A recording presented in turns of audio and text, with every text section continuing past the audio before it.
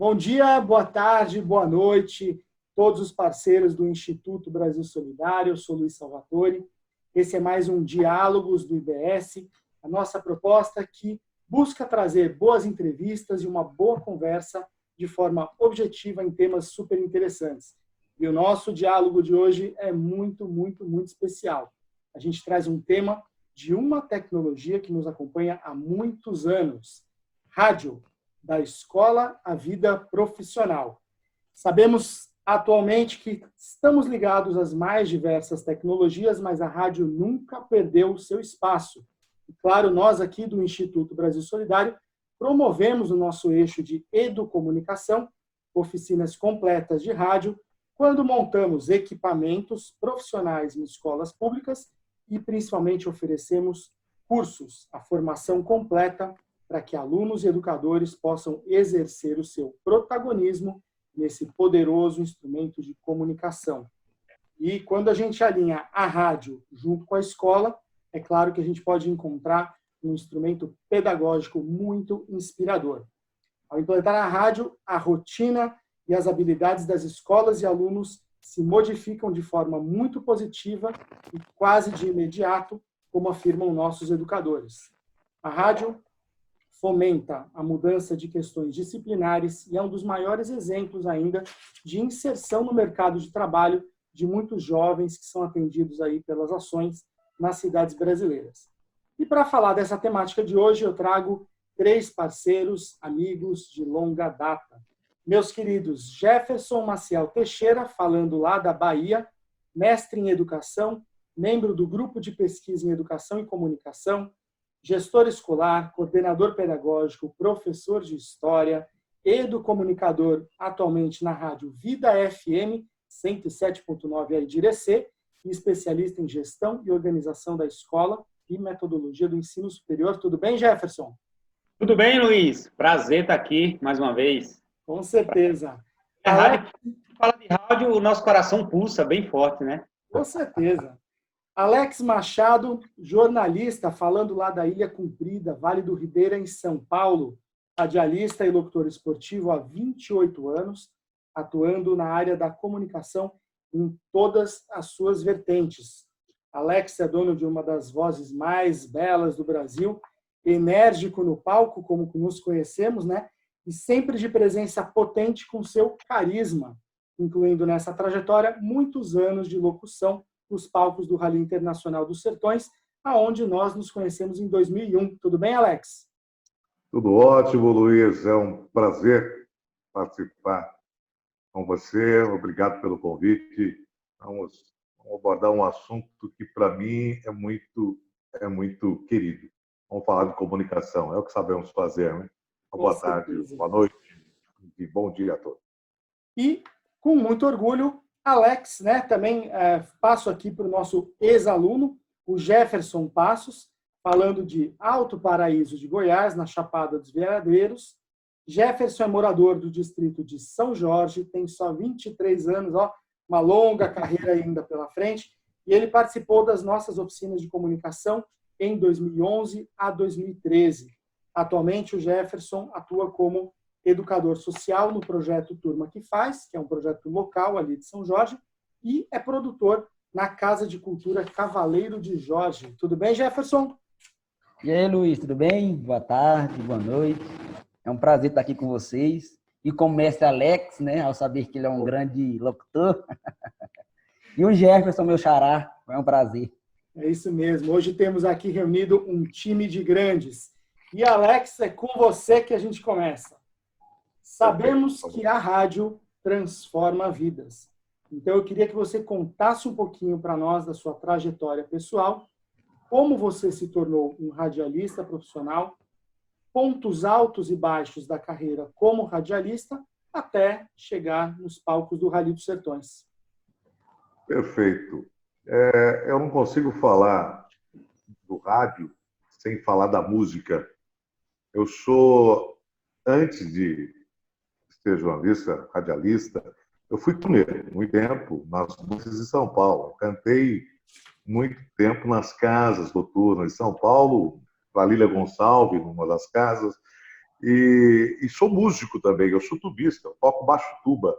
Eu estudei música, e a música, o palco, a música, enfim, foi me levando para a área da comunicação. E lá na década de 90, meados ali dos anos 90, eu me interessei pela rádio. Um amigo, tudo muito por acaso, um amigo, ele montou uma rádio e me convidou para fazer um programa jornalístico. O programa dele, sabia que eu gostava de ler, enfim, achou que eu ia conduzir bem o programa, todo muito amador. Eu aceitei e fui realmente presenteado com sair do palco para a comunicação.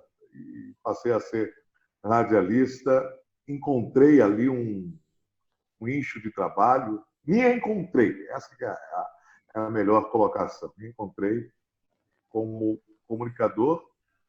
Sou iguapense, eu moro no litoral sul de São Paulo. Iguape e Ilha Comprida são cidades vizinhas. Iguape é a mãe de Ilha Comprida. Hoje eu moro em Ilha Comprida, no litoral sul de São Paulo. Eu fui convidado para trabalhar numa rádio de Ilha Comprida e as coisas acontecem de uma forma muito, muito natural. O universo conspira e ele trabalha para te levar para onde ele quer. Nós não somos donos do nosso destino, da nossa vida. Nós somos administradores dele, apenas. Então, quis o destino que eu fosse morar em Ilha Comprida, trabalhar numa outra rádio. E a convite da prefeitura, do município, passei a fazer alguns eventos para o município de Ilha Comprida, que sediou um grande evento esportivo, isso em 1998, que era o Campeonato Brasileiro, 1999, Campeonato Brasileiro de Rally de Velocidade. E não existia essa função no Rally brasileiro, o de locutor de esporte a motor, não existia. Eu fico feliz em ser o protagonista, o percussor, melhor dizendo, o percussor dessa modalidade. E quando me descobriram ali em Ilha Comprida, quem é esse maluco que está aí, né? Eu acabei entrando por acaso no esporte a motor. A história é um pouco longa, obviamente, que eu vou resumir aqui. Antes disso, houve uma pequena passagem minha pelo Autódromo de Interlagos. Nós fomos nos apresentar com uma escola de samba. Olha que loucura! Uma escola de samba na apresentação da largada. E aí eu entrei no mundo do esporte a motor. Fui descoberto pelos promotores e fui até que um dia, por acaso também, morando em São Paulo, ali no período em que o Rally ia largar, o Rally dos Sertões ia largar de São Paulo, ia ter uma passagem por uma cidade de Jandira, o construtor da pista do Rally dos Sertões, o índio, José Carlos Índio, me levou para uma reunião. E eu conheci a Simone e o Marcos Paladino nessa reunião, na pista que estava sendo construída para o prólogo e a tomada de tempo. O Rally dos Sertões você conhece bem.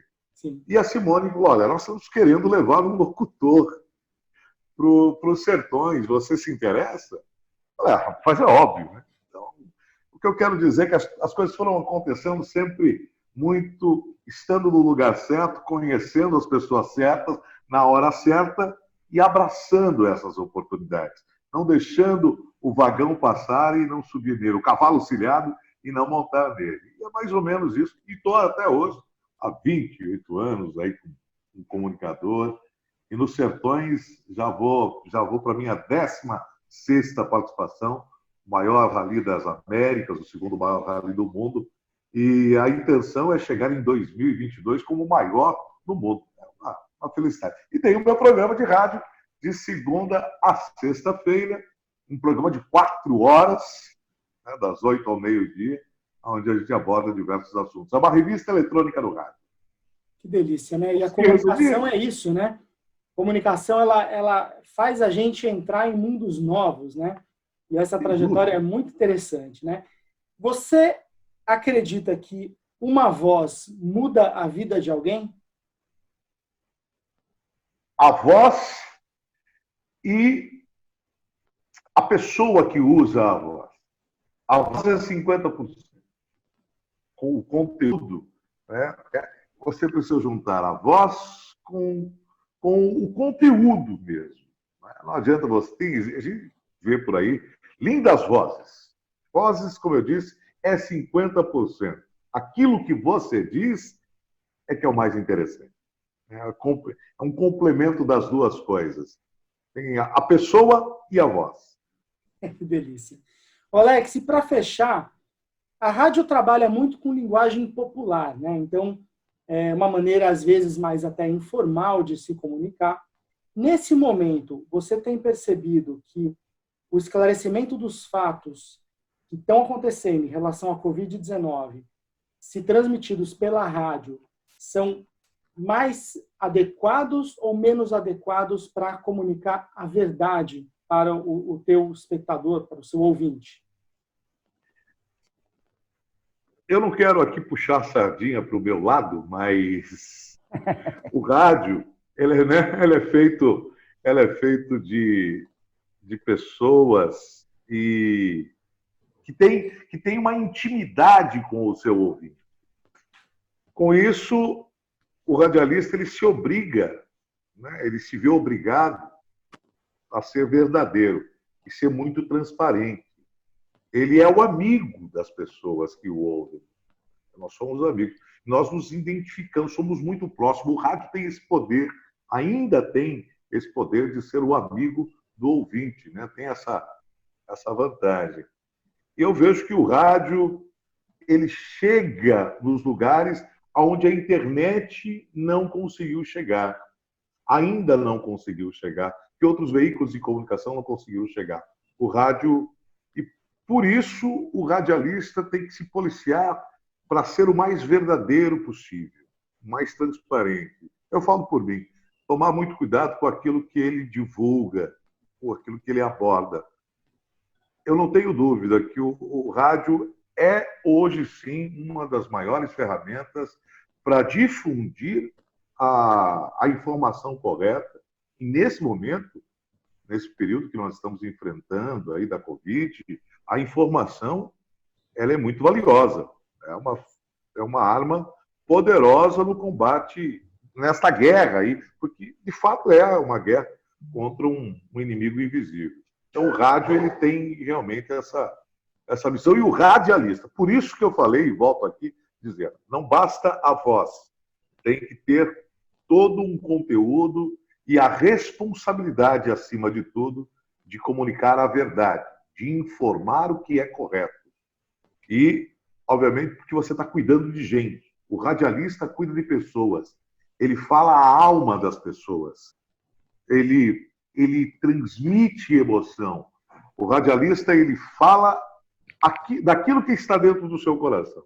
Então, hoje, nesse momento, o radialista, mais do que amigo do ouvinte, ele é um parceiro, né, nesta luta contra o Covid-19, sem dúvida nenhuma. Alex, muito bacana a sua fala, muito inspiradora.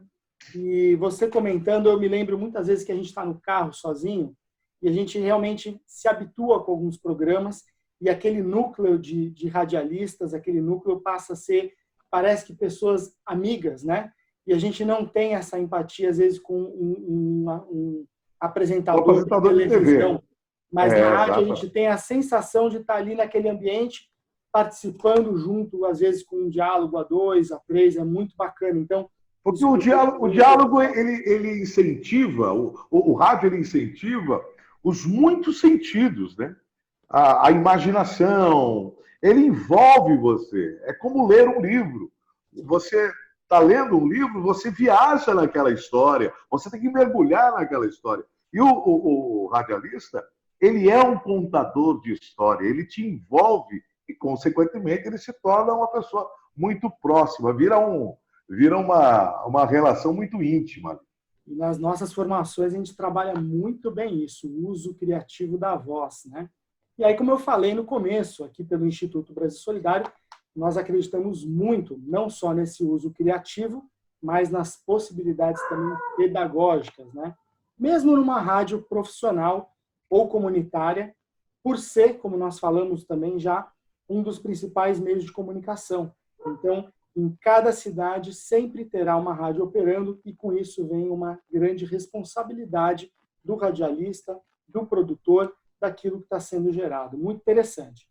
Professor Jefferson Maciel, meu grande amigo, como educador de referência que você é para todos nós, um grande parceiro pessoal nas formações aí de jovens e educadores para esse uso criativo. Qual a importância para você da rádio escolar no que diz respeito a esses aspectos pedagógicos, né? Que tipo de impacto a rádio pode causar num espaço escolar, Jefferson? Boa tarde. Primeiro, Luiz, eu queria agradecer de participar desse momento. Ouvir o Alex Machado aí me deixou muito feliz.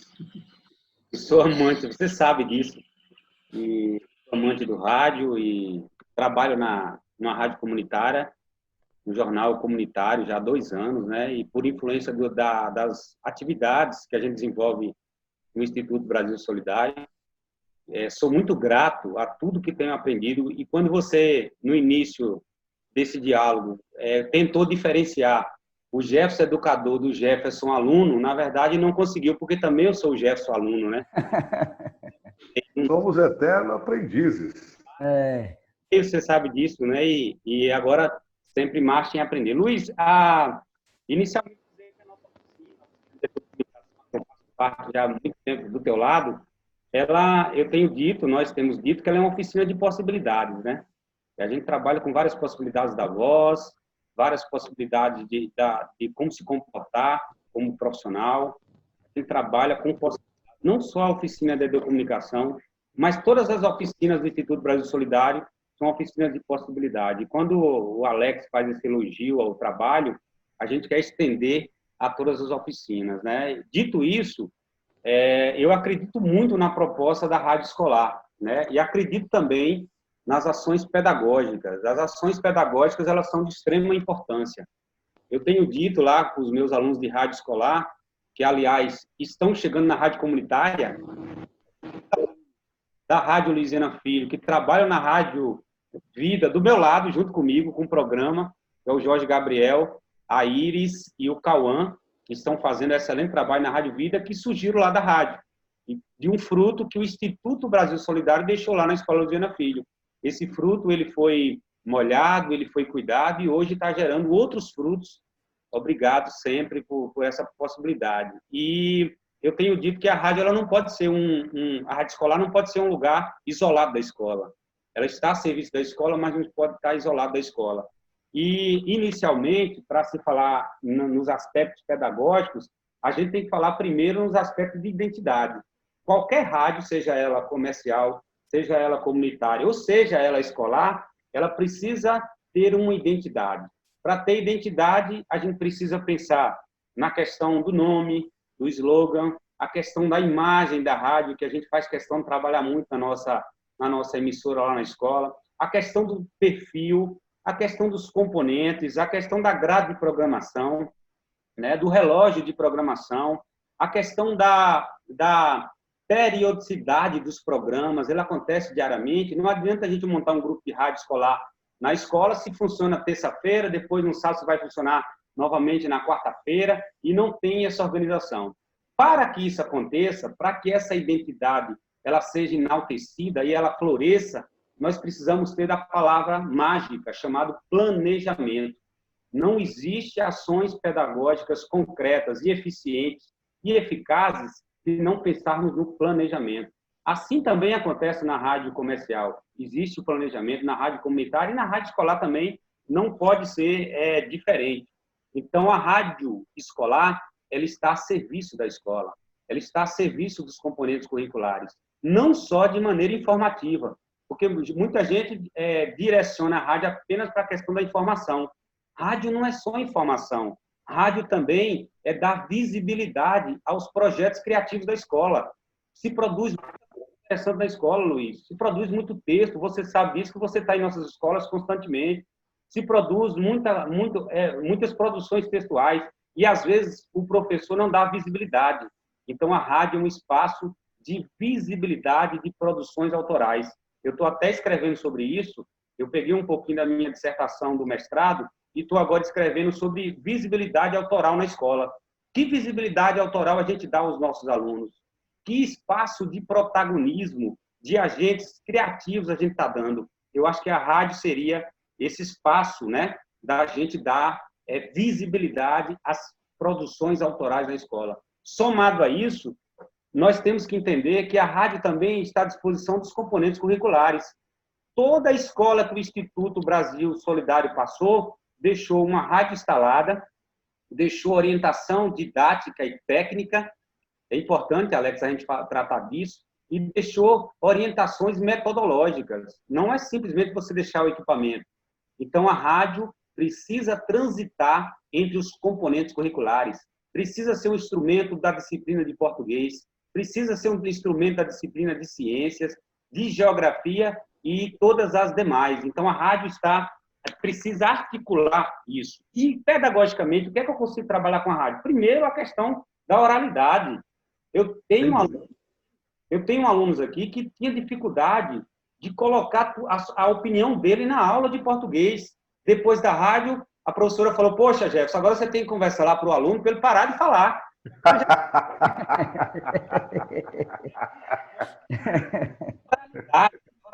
E a gente está fazendo com esses meninos, sejam protagonistas na sala de aula.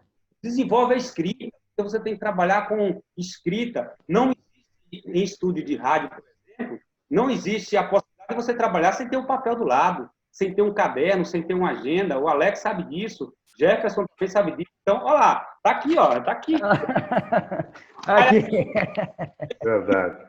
Isso é importante, né? Aí vem a questão da leitura, porque se você vai vincular uma notícia, você não pode vincular sem antes ler pelo menos 3 vezes essa notícia, para você se apropriar dela. Então, a leitura é algo latente no trabalho pedagógico da rádio, né? Não podemos esquecer da pesquisa. Ora, existe radialista que não pesquisa? Existe, por exemplo, jornalista.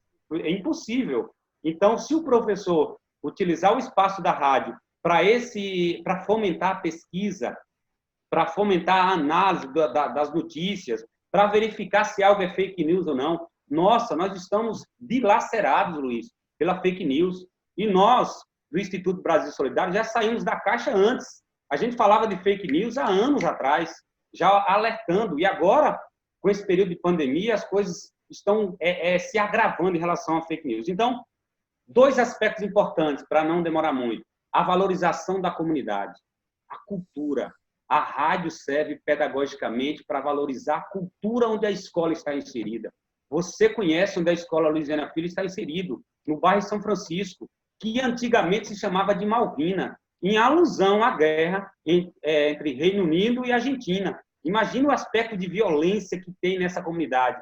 E a rádio serve para fomentar o que se produz de bom. Então, para finalizar mesmo, agora definitivamente, é importante nós salientarmos que a rádio não é uma ferramenta, pessoal.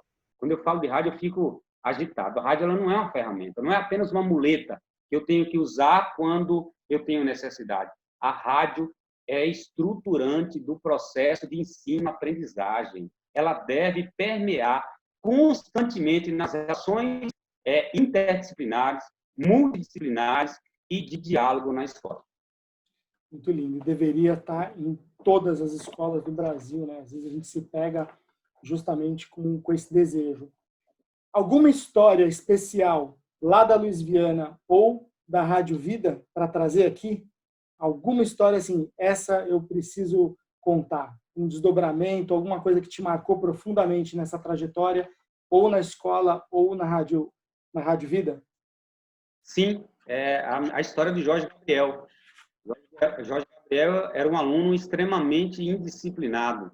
E quando eu fiz a inscrição do Jorge Gabriel para a oficina de rádio, eu fui praticamente crucificado em praça pública, porque o Jorge Gabriel era um problema na escola, mas eu resolvi apostar no Jorge Gabriel, porque assim como você apostou em mim, eu deveria apostar sim no Jorge Gabriel, e apostei todas as fichas e coloquei Jorge Gabriel, onde ele, inclusive, ele tem um certo nível de dificuldade.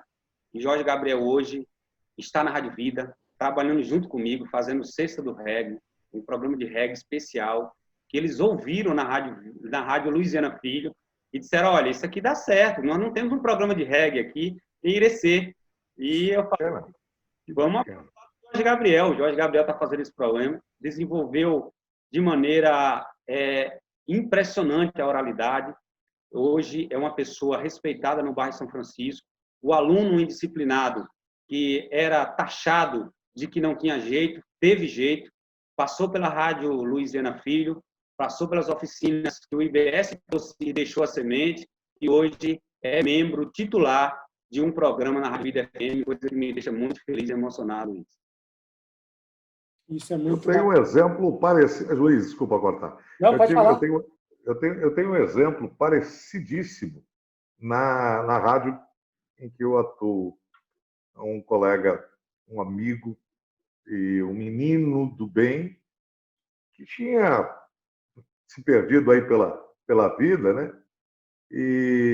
Mas eu sabia que ele tinha potencial e ninguém mais acreditava nele. Todo mundo é aquela história, todo mundo condena, né? Antes de estender as mãos. Mas abriu uma vaga, nós precisávamos de um radialista por determinado horário. E eu não sei porquê, aliás, até sei, né? Porque a gente sempre acredita que o amanhã pode ser melhor do que o hoje. Eu acreditei naquele menino e o chamei para uma conversa, fui até a sua casa, conversei com ele e após a conversa o convidei. Chamei a responsabilidade, colocamos ele naquele horário, que não era um horário muito difundido, e colocamos ele para trabalhar. Esse menino já fazem 5 anos que está comandando o programa. Por questões óbvias, eu não vou citar o nome dele, mas ele está lá. E hoje ele é uma outra pessoa que ninguém acredita que ele pudesse ter se transformar. Ele é uma pessoa realmente que me dá muito orgulho. Que bom você, professor, ter pedido esse assunto. Como o rádio, ele é amplo nas suas ações, meu. Ele não é apenas uma ferramenta, até me corrijo aqui, não é apenas uma ferramenta, ele é muito mais abrangente do que isso. Ele é um educador mesmo. E eu fico muito feliz com essa história. E hoje o menino está lá, está muito bem, viu? Está muito bem. Quem não acreditou, quem apostou ao contrário, perdeu. Que delícia, né? E essas histórias são muito inspiradoras mesmo. Eu nunca me esqueço, a primeira rádio que nós montamos, acho que eu nunca nem falei isso para o professor Jefferson, né? Mas foi no ano de 2009. Então, nós temos pouco mais de 10 anos com o projeto de rádio. E quando nós ligamos o equipamento ali, foi numa cidade de Balsas, lá no Maranhão, que você, Alex, conhece. Quando nós montamos na Luiz Viana Filho, aquilo foi uma luz que se acendeu numa escuridão. E de lá para cá, todas as atividades realizadas em escola foram acompanhadas de uma rádio escolar. Eu nunca esqueço realmente daquele momento, onde ligamos a primeira vez que o som ecoou, que nós pegamos os alunos e colocamos ali um trabalho de produção com eles. Aí muitas coisas boas aconteceram depois, mas ali naquela primeira vez é algo que eu nunca vou esquecer, nunca posso esquecer. E o Jefferson... Só falar para o professor Jefferson aí, professor Jefferson, o senhor está no lugar certo, fazendo a coisa certa. Que retórica esclarecedora. Eu fiquei encantado aqui com a sua eloquência, viu? Parabéns. É isso mesmo, Alex. Por isso que eu falo que é um grande amigo, companheiro das oficinas mesmo. Fazendo a coisa certa. A gente está em casa hoje, viu? E a gente traz, então, um aluno, né? Que tem mais ou menos um processo que veio nessas primeiras rádios. Então, o Jefferson Passos, a gente conheceu ele em 2011, então 2 anos depois, né, da primeira rádio, então já evoluindo um pouco na nossa oficina de radialismo. Ele participou das atividades na Vila de São Jorge, lá na Chapada dos Veadeiros. Jefferson, como aquelas formações, né, que já tem quase 10 anos, como essas formações mudaram a sua vida daquele momento para agora? Boa tarde, Luiz. Boa tarde, Alex. E meu xará, o Jefferson. Então, naquela primeira rádio que nós fizemos, dá um pouco de medo, né? Porque eu nunca tive aquela sensação, né, de estar assim numa rádio. E mudou muito porque de lá para cá abriu vários caminhos, né? Que até hoje com a chegada da rádio aqui, essa rádio comunitária, que era muito recente, tem alguns dias. Então, como eu já tinha feito essa parte da primeira rádio, que o IBS trouxe para a escola, me esclareceu várias coisas, tirou meu medo, né? Porque eu não sabia que eu ia ser um comunicador assim, né? Para passar para as outras pessoas e tudo. Então, me facilitou muito, né? Para eu comunicar, para eu aprender também a locução, atuar naqueles equipamentos, né? Essas partes técnicas e tudo. Então, a rádio da escola aqui da Vila de São Jorge, que o IBS montou, ela seguiu vários anos, né? Até enquanto a gente estava lá, porque como aqui é uma escola só, do ensino fundamental, então quando a gente termina ela, vai para o ensino médio em Alto Paraíso. Então a gente não atuou mais na rádio escolar daqui da escola. Aí a gente deixou para os próximos, que são os meninos agora, que é uma outra geração, né? Então toda vez que a gente ia lá na rádio, a gente mostrava, fazia as rádios novelas com o professor Aguinaldo, que ele nos orientava. Então, a partir daí, eu fiquei bem animado. Falei, agora eu quero participar das rádios e tudo. E aqui não tinha rádio, né? Só tinha essa rádio na escola. Então, com essa chegada, eu me impulsionei depois dessa primeira rádio de IBS que montou na escola. Eu estou bem animado agora, sabe? Então, eu voltei há 10 anos atrás, tem um tempinho, me fez voltar e eu falei, não, eu quero isso, né? Lembrando que a rádio do IBS me incentivou muito até hoje, na parte da comunicação, de ator, de tudo, da filmagem, enfim. Então, mudou muito a minha vida. Agora eu estou estudando mais para ser um locutor igual o Alex, se você chego lá, e estou no processo, né? Então, mudou muito, abriu vários caminhos a rádio. Eu estou aprendendo ainda, né? Sempre tem as falhas e tudo. E nessa jornada, eu coordeno a rádio agora, essa rádio comunitária que chegou. Era um desejo nosso, há muitos anos atrás, ter uma rádio para a gente comunicar com toda a comunidade. Então, essa rádio comunitária chegou e não tinha ninguém para coordenar, né? Assim, orientar e montar o roteiro e tudo. E aí, então, a rádio, ela se abrangeu junto com o projeto Turma que Faz, que é um projeto socio-biodiversidade, né? Que a gente faz com as crianças aqui. E com a chegada da pandemia, a rádio caiu do céu, com presente. Porque agora a rádio vai ser uma forma da gente se comunicar com as crianças. Então, nesse projeto, a gente atende as crianças de 5 a 18 anos. E a mais velha, a nossa mestra Doroti, que tem 74. Então, ela aqui coordena. Então, agora a rádio é nosso meio de comunicação nesse momento da pandemia, para a gente chegar com os conteúdos para os adolescentes, as crianças e tudo. Então, agora, é igual o Jefferson falou, né? Tem que ter muita clareza, explicar melhor, porque para uma criança de 5 anos tem que ser bem detalhado, coisa rápida, mas na prática. Então, a rádio chegou e cada dia a gente monta um programa, a gente mesmo é que monta nosso roteiro, né? E é 1 hora só, é de 10 às 11. Daí, então, a gente mesmo monta nosso roteiro, né? Cada quadro, entre 5 minutos, mais ou menos, esse programa dura 1 hora. E nesse programa, a gente fala sobre cultura, principalmente da cultura local, que aqui a gente é rico em cultura. E aí, durante a primeira semana da rádio, a gente montou o roteiro, daí cada quadro tem um tema.